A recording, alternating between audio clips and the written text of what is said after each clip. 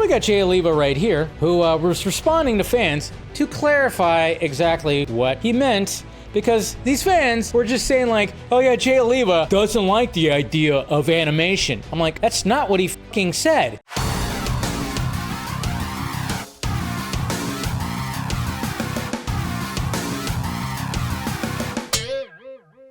Redemption? A little bit? Maybe, guys. Maybe. Again, Sunday was interesting when I woke up. Sunday morning. I woke up to people tagging me into this little thread right here. And I was like, whoa, literally reading it in bed. And then, of course, there's something else that I'm going to talk about after this that has to do with a certain Ayer cut that somebody spoke about too that I saw as well. And then, of course, after that, you know, the Superman footage that, of course, we're going to be talking about. Sunday was interesting, guys.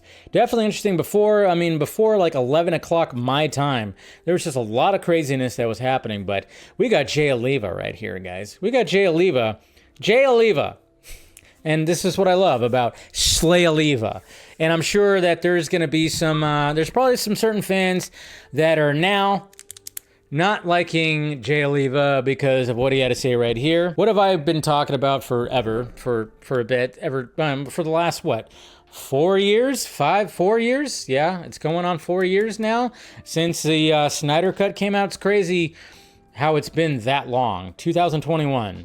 Snyder Cut came out. We're going on 4 years now, guys. And of course, you know, when it comes to the restoration of the Snyderverse, looks like it's not really happening. Not really gonna be happening here, guys. It's especially with the new DCU and everything that's happening. But of course, I've always talked about, well, what if they did animation? What if they did animation when it came to the Snyderverse and continuing? And Zack has also expressed that he'd be open to that because Zack is an artiste. You know, I know regardless of what some of his more diehard fans say, that he's a filmmaker. It's like, no, he makes art.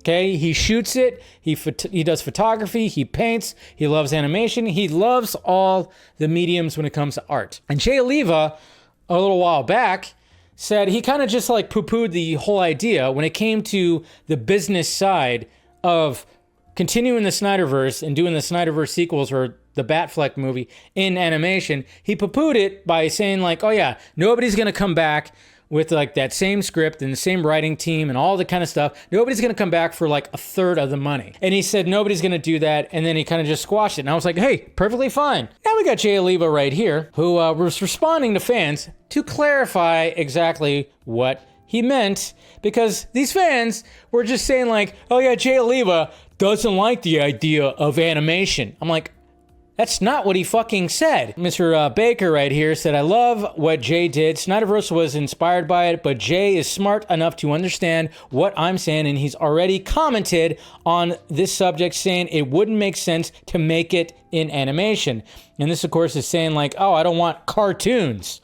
So Jay Oliva said, I didn't say it wouldn't make sense in animation. I just expressed my own personal view that I'd prefer to see it in live action, preferably with Zack's and my own involvement. I don't mind having paid work. And to be clear, the term cartoons refers to the old Saturday morning kids stuff that sold toys. Animation is a genre that spans kids and adult themes and stories. To dismiss animation because you think it's for kids is a disservice to all the great animated adult content. Flashpoint Paradox was not made as a cartoon. The very dark and adult themes from the comics were things I wanted to amplify into a serious look at the ramifications of choices we make in our lives and how that affects our world. Not really made for kids. Could the Snyderverse work in animated form? Of course it could.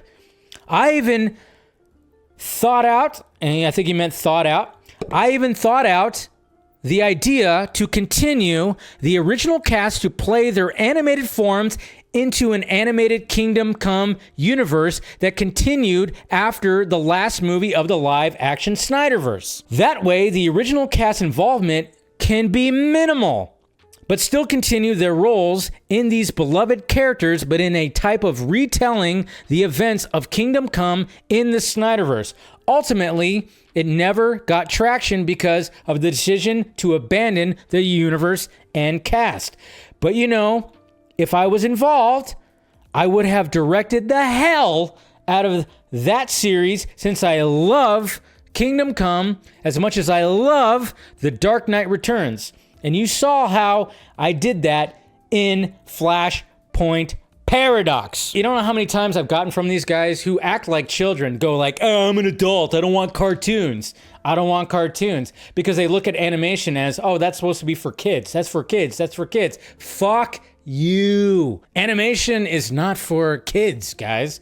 And I love that Jay Oliva put that. And I love the fact that he had an idea. What did I talk about? I just posted the clip from when I talked about how, you know, when it came to the whole DC Elseworlds thing, because we're going to be, James Gunn confirmed that there's going to be a DC Elseworlds opening, and naturally the crazies in the Snyder fandom were like, oh, well, you could just restore the Snyderverse under the DC Elseworlds banner. And I'm like, they're not going to do that, but maybe if things go well, Zack can be brought back to do like some kind of Kingdom Come legacy sequel for the Snyderverse, so we could see some of that. And then we have Jay Oliva right here that had an idea to do a Kingdom Come style Snyderverse animated, I don't know, either series or movie, who knows? And he would direct the absolute shit out of it. So there you go. And I love that. Slay Oliva. Slay Oliva.